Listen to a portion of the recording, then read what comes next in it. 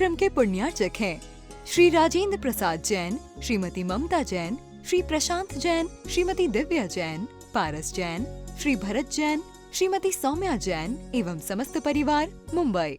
जिस अतिशय क्षेत्र के निर्माण की कल्पना मात्र गुरुदेव अपने मन में लेकर के प्रारंभ में ही अतिशय करा चुके हैं, फिर तो आपके जीवन में प्रतिदिन अतिशय देखने को मिल रहे हैं। और तुमने यदि मंदिर निर्माण को प्रारंभ करने के साथ साथ अपने जीवन में अतिशय घटित हुई देख लिए, जिनने देखे हैं। अभी तो पिछले 10 दिनों से कई अतिशय सामने आ रहे हैं, एक से एक बढ़कर के उदाहरण सामने आ रहे हैं। कल ही एक बिटिया आई अपनी माँ के साथ, बोल नहीं पा रही थी क्योंकि इतनी सारी बातें बोलना आसान नहीं। एक पत्र में लिख करके उसने सामने रख दिया और उस समय हम व्यस्त काफ़ी थे। उसने लिख दिया और जो लिखा उसका सार मैं आपको बताना चाहता हूँ। बिटिया शिक्षिका है और शिक्षिका होने के पश्चात भी दूसरों को शिक्षण देने की बात नहीं, अपने जीवन में इतना तो उसने सीख लिया है कि भले ही हम बच्चों को सिखाते हैं, लेकिन पहले हम बच्चे उस समय बन जाते हैं जब गुरुदेव सामने आते हैं। और उनके माता पिता ने कुछ सोचा होगा कि मुझे लिए कलश लेना है, ऐसा करना है, वैसा करना है। उन्होंने भी अपनी सामर्थ्य से बढ़ के किया होगा, लेकिन वो बिटिया बोलती है माँ यदि करने के लिए तैयार है तो भले ही। एक दूसरा उदाहरण सामने आया, माँ से बोल दिया है दहेज में कटौती कर लेना, लेकिन फिर इसको मेरी जो आय है उसको उस कलश में शामिल कर दो, ताकि कलश मेरे द्वारा भी कुछ अर्जित किया गया है, इस ऊर्जा को अपने जीवन में मैं स्वीकार कर सकूं। बहुत बड़ी बात है। अरे दूसरों के बड़े घर को देख करके बिटियों को दहेज दे करके बिहारने वाले लोगों के लिए एक बहुत बड़ा उदाहरण है। और जब बिटिया कहने लग जाए कि दहेज मत देना, तो फिर सोचो जिस बड़े घर में तुम बहारने की सोच रहे हो वो शायद बड़ा घर तुम्हें मिलेगा, जरूरी नहीं। मिल भी सकता है, नहीं मिल सकता, लेकिन बड़ा दिल वाला यदि तुम्हारा परिवार हो गया है, बड़े दिल वाली तुम्हारी यदि बिटिया हो गई है, जिस भी घर में जाएगी उसको बड़ा बनाएगी और स्वर्ग बनाएगी, क्योंकि उसने उन्नत भाव अपने दिल में पैदा कर लिया। डेली नए नए उदाहरण सामने आ रहे हैं। वहां पर उस केवट ने, उस धीवर ने 14 करोड़ के हिंसक व्यापार का त्याग किया जब गुरुदेव यहाँ पर पधारे थे 6 वर्ष पूर्व। ये अतिशय तभी से प्रारंभ हो गए थे और डेली 2-2, 3-3 अतिशय हम आपको रोज गिना ही रहे हैं। अब ये वाली बात तो सिर्फ उसको समझ में आती है जिसको गुरुदेव को ठोक बजा करके और सोच समझ करके गुरु बनाने की जिद पैदा हुई हो। महाराज गुरु को भी ठोक बजा के बनाया जाता क्या? बिल्कुल। वो शिष्य नहीं जो बनाने के पहले अपने गुरु की परीक्षा ना करे, और वो शिष्य नहीं जो बनाने के बाद अपने गुरु की परीक्षा करे। इसलिए बनाने के पहले ठोक बजा लेना। कई बार किसी के अच्छे शब्दों में आकर के हम गुरु बना बैठते हैं और जब फिर उनकी अच्छी बात नहीं लगती है तो फिर सोचते कैसे गुरु हैं। सुन रहे हो? हालांकि आप लोग तो बहुत अच्छे हैं जिन्होंने गुरु को भी ठोक बजा के बनाया है, तो गुरु ने भी ठोक बजा के तुम पर इतने बड़े तीर्थ क्षेत्र के निर्माण का आशीर्वाद दिया। एक छोटी सी घटना याद आ गई कि गुरु यदि ठोक बजा के बना लिए जाते हैं तो उसके बाद वो विश्वास दूसरों की दृष्टि में भली अंधविश्वास माना जाए, लेकिन वो तो उसके जीवन में अटल विश्वास और आत्मविश्वास बन जाता है। एक बार हुआ ऐसा ही, गुरु और चेला थे। ऐसे गुरु नहीं थे, अलग टाइप के गुरु जो लौकिक जीवन में होते हैं वो थे, लेकिन गुरु तो गुरु होते हैं। वो गुरु और चेला दोनों एक नाव में यात्रा कर रहे थे। आपके यहाँ भी गुरु और चेला आए थे उसी रास्ते से, उसी साधन से। हम एक दूसरे गुरु चेले की बात कर रहे हैं। वो नाव में यात्रा कर रहे थे और एक तीसरा व्यक्ति उन गुरु और चेले को नाव में जाते हुए देख करके किनारे पे खड़ा था कि कैसे यात्रा करते हैं। गुरु उसी नाव में एक आरी पड़ी हुई थी, आरी को उठाते हैं और नाव में छेद करने लग जाते हैं। सोचो, जिस गुरु ने अपने चेले को सिखाया हो कि कभी छेद वाली नाव में मत बैठना, अभी नाव में बैठ करके खुद उसमें छेद करने लग जाए तो कैसा गुरु होगा? तुम लोग तो यही कहोगे गर्मी चढ़ गई होगी या सठिया गया होगा। क्यों? तुम लोग तो नहीं कहोगे, तुम लोग तो गुरु पे आस्था है। लेकिन एक सामान्य व्यक्ति तो यही कहेगा कि जिस नाव में गुरु और चेला दोनों बैठे हैं उसमें यदि गुरु आरी से छेद करने लग जाए तो या तो पगला गया है या कुछ और हो गया है, लेकिन शिष्य देख करके मुस्कुरा रहा है, ये जानते हुए कि छेद हो गया है, पानी भरने लग गया है, तो भी मुस्कुरा रहा है। अरे गुरु यदि डूबते तो कोई बात नहीं, खुद भी डूबने वाला है, उसके बावजूद भी यदि वो तैयार है कि नहीं मैं भी डूब जाऊं कोई दिक्कत नहीं है, लेकिन गुरु जो कर रहे हैं वो ठीक कर रहे हैं। अरे इतना पूछ लेता वो, गुरु जी ऐसा क्यों? नहीं, पूछना तब तक है जब तक गुरु बने नहीं हैं, उसके बाद बन जाते हैं तो पूछना बंद होकर के पालन करना प्रारंभ हो जाता है। ऐसे ही कल हुआ, अभी तक एक व्यक्ति कभी उसने दान के बारे में सोचा नहीं था, लेकिन बस जब सोच लिया तो परिवार के साथ आया, बहन के साथ आया, पत्नी के साथ आया, उसके बाद बहन और पत्नी बोली हाँ बोलो क्या करना है, हमें कुछ नहीं बोलना, जो महाराज कहेंगे वो हमें करना है। हाँ, कई बार सॉफ्ट और हार्ड दोनों काम होते हैं, लेकिन सॉफ्टवेयर कंप्यूटर में होते हैं और हार्डवेयर गुरु के वचनों के पालन करने में होते हैं। इतने में समझ गए हो किसकी बात कर रहे हैं। सबके अपने अपने हार्डवेयर है, सबके अपने अपने सॉफ्टवेयर हैं, लेकिन गुरु की बात जिसके जीवन में हार्ट कर जाती है, हार्ट नहीं हार्ट कर जाती है, वही अपने जीवन में कुछ अतिशय देखता है। तो बस वो गुरु बैठ गए, और जैसे ही बैठ गए छेद हो गया, पानी भरने लग गया, शिष्य चुपचाप बैठा है, चुपपिट नहीं कर रहा।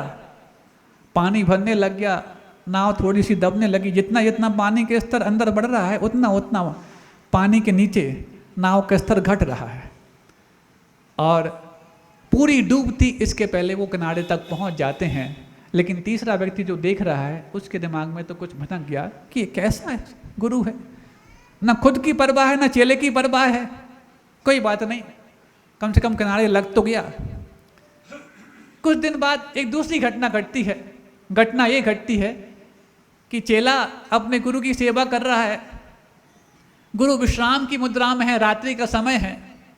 इतने में जब गुरु की नींद लग जाती है, चेला सोचता है अब मैं भी विश्राम कर लूं। वहीं थोड़े से नीचे वो विश्राम करता है, थका तो था, उसकी भी नींद लग जाती है। अब गुरु उठते हैं, और जैसे ही गुरु उठते हैं उस चेले के अब गले पर रेती चलाते हैं। नाव में रेती चलाएं कोई बात नहीं, पानी भरेगा, लेकिन गले पर रेती चलाएं, बर्दाश्त करोगे? साहस है तुम्हारे अंदर? गुरु तुम्हारे गले पर रेती चलाए, बर्दाश्त करोगे? नींद नहीं खुली होगी इसलिए बर्दाश्त कर रहा होगा। अरे तुम्हें कोई चुटकी ले ले तो तुम उठ जाओगे, और गले पर रेती चल रही है, खून निकलने लग गया, लेकिन चेला चुप नहीं कर रहा, आंख बंद करके मुस्कान दे दी। अब तो आप समझोगे चेला सम्मोहन में है, कोई जादू टोना कर दिया है, हिप्नोटाइज कर दिया। सोच रहे हो ना? ये दोनों, दूसरा जैसे देखा तो तीसरा व्यक्ति इसको भी देख रहा था। अब तो हद हो गई, अब मैं छोड़ूंगा नहीं। इस बीच में कुछ घटनाएं और घट गईं जो बिल्कुल असंगत थी, स्वीकार करने लायक नहीं थी। अभी तक चुप बैठा था, लेकिन जब चेले के गले पर रेती चल जाए और खून निकलने लग जाए, अब वो तीसरा व्यक्ति आकर धमक जाता है, बहुत हो गया, आप मानवाधिकारों का भी हनन कर रहे हैं और अपने शिष्य का भी हनन कर रहे हैं। क्यों? मानवाधिकार की दुहाई देने वालों, होता कि नहीं होता? थोड़ा सा यदि कुछ हो जाए, यहाँ तो नहीं, अन्यत्र की बात कर रहे, क्योंकि आज बाहर से भी काफ़ी लोग आए हैं, अभी तो सिर्फ नाश्ता करने आए हैं, दोपहर में वो भोजन करेंगे भी, भोजन कराएंगे भी। और एक बात हम आपको बता दें, आप कब भोजन प्रारंभ करोगे, भोजन कब कराओगे? 4 महीने के लिए एक व्यक्ति ने अपने गुप्त रूप से भोजनशाला का पुण्याधक बनना स्वीकार कर लिया है, लेकिन उन्होंने नाम तो गुप्त रखा है, लेकिन भोजन इतना मिष्ट होगा कि उस गुप्त नाम की सुगंधी वहां तक भी पहुंचेगी, लेकिन उसकी अनुमोदना में तुम्हारी तालियां गुप्त ना हो, इतना ही हम कहना चाहते हैं। अभी अतिशय हैं तो चलते रहेंगे। और जो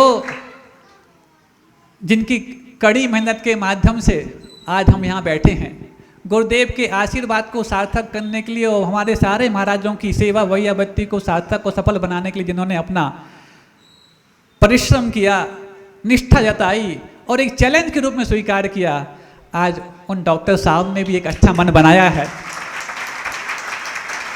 जिनके दिल में गुरु उच्च स्थान को प्राप्त होते हैं, गुरु भी जिनकी भक्ति करते हैं, उन भगवान को भी उच्च स्थान देने का मन उनने बनाया है। आप समझ गए होंगे, दोपहर में उनकी घोषणा हो जाए। तो बस जब ये घटनाएं घट गई तो बस वो आके धमक जाता है। आप मानवाधिकारों का हनन कर रहे हैं, चेले अब तो कम से कम तुम रहम खाओ, मैं तुम्हारी सारी हरकतों को देख रहा हूं। कौन बोलता है? वो तीसरा व्यक्ति। यहां तीसरे व्यक्ति हैं क्या कि दो ही हैं, गुरु और चेले? हो सकता है तीसरे व्यक्ति होंगे, वो सुनते रहते हैं। हम तो कह रहे जितनी बात हमारे अच्छे गुरुदेव के भक्त सुनते हैं, उससे भी ज़्यादा वो सुनते हैं कि आज महाराज क्या बोल रहे हैं और किसने क्या सुन करके इनकी क्या बात मान ली है, ताकि हम कुरेदने जाएं उसको। बहुत सुनते हैं, जितने तुम तो शायद भूल जाओगे हमारी बात को सुन करके, लेकिन पूरी याद रखते हैं और वो ढूंढते हैं। सबसे पहले उनको आशीर्वाद, कम से कम तुम गुरु की बात सुनना सीख तो गए हो। जब तुम मानना सीख जाओगे, मान जाना कोई बात नहीं, अभी सुनना भी सीख गए तो बहुत बड़ी बात। ये तो कुछ सुनते हो तुरंत मान लेते हैं, तुम तो पूरी सुनते हो, अभी मानना पूरी प्रारंभ नहीं हुई है, लेकिन मानेंगे, वो भी मान लो। मैं मान करके आया हूँ कि पूज्य गुरुदेव आचार्य विद्यासागर जी महाराज का आशीर्वाद कभी ना व्यर्थ हुआ है, न कभी व्यर्थ हो। क्या चाहते हो तुम जब नाव में छेद कर रहे थे तब तो फिर भी ठीक है, खुद डूबने वाले थे, लेकिन अब तो तुम अपने शिष्य को डुबाने वाले हो, शिष्य को मारने वाले हो। सहन नहीं करूंगा मैं, और तुम्हारी रिपोर्ट भी करूंगा और तुम्हारे लिए ठोकूंगा भी। लेकिन मैं पूछना चाहता हूं, बोल सकते हो तुम ऐसा गुरु से? बोल देना, बिल्कुल बोलना, ठोकूंगा भी, क्योंकि ठोक करके ही सही आकार बनता है। लेकिन इतना अवश्य कर लेना, गर्म लोहे को हमेशा ठंडा लोहा ही ठोक पाता है। यदि गर्म लोहे को तुम गर्म लोहे से ठोकोगे तो तुम्हारा आकार बिगड़ जाएगा, उसको आकार कुछ नहीं मिलने पाएगा। तो बस हुआ। लेकिन तुम बताओ तुम ऐसा क्यों कर रहे थे? तो गुरु कहते हैं, यदि ये प्रश्न शिष्य कर ले तो मैं तुरंत बता दूंगा। अरे शिष्य तो सम्मोहित हो चुका है, यदि वो पहले ही कर लेता तो तुम्हें 3-4 घटनाओं को अंजाम कैसे देते? फिर भी मैं कहना चाहता हूं, यदि शिष्य ये प्रश्न कर ले तो मुझे कोई दिक्कत नहीं है। शिष्य नहीं कर रहा, उसकी तरफ से मैं कर रहा हूं। अभी बेचारे के गले से खून निकाल रहा, वो तो अच्छा रहा मैं जल्दी आ गया, तो मरने वाला ही था। क्यों? तुम लोग तरने वाले हो कि मरने वाले हो? हाँ, मन से बोल रहे हो कि वचन से बोल रहे हो? हाँ, चेतन से बोल रहे हैं महाराज, वचन तो मन तो उसका पीछा अपने आप करने लग जाते। तो सुनो, जब बहुत अति हो गई, अब गुरु को बोलना ही पड़ा। तुमने जो जो घटनाएं देखी हैं कि मैं अपने गुरु शिष्य के प्रति कुछ अहित करने जा रहा हूं, उसके पीछे कारण जो था सुनना चाहोगे? कि क्यों उसने नाव में छेद किया, क्यों गले पर रेती चलाई, और कुछ घटनाएं और थी जो समय अभाव के कारण मैं बोल नहीं रहा हूं। ये दो ही मैं बताना चाहता हूं। तो गुरु कहते हैं, जिस वक्त में इस गांव से हम और चेले वन की ओर जा रहे थे, उस वन के उस छोर पर डाकुओं का एक गिरोह खड़ा था जो नाव की तलाश में था, क्योंकि उस नदी में सिर्फ एक ही नाव थी जो इससे उस तरफ जाती है और वहाँ से यहाँ आती है। उनको नदी की नाव की तलाश थी। वो डाकुओं का गिरोह इस गांव को लूटने आना चाहता था, जिस गांव से हम बिहार करके वन की ओर जाना चाह रहे थे।